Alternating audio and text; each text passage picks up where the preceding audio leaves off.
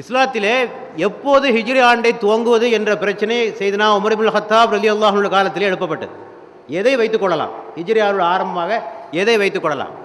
சிலர் சொன்னார்கள் பெருமானாருடைய பிறந்த நாளை வைத்துக் கொள்ளலாம், அவர்களுக்கு நிபுத்துவம் கிடைத்த ஆண்டை வைத்துக் கொள்ளலாம் என்றெல்லாம் பல்வேறு ஆலோசனைகள் வந்தபோது ஹஜ்ரத் உமர் இப்னு கத்தாப் அவர்கள் சொன்னார்கள், ஹிஜ்ரத்தை நாம் மையமாக வைத்துக் கொள்ளலாம். ஏனென்றால் இஸ்லாமிய வரலாற்றிலே ஒரு திருப்பு முனை, ஒரு டேர்னிங் பாயிண்ட் என்று சொல்வது இந்த ஹிஜ்ரத் தான்.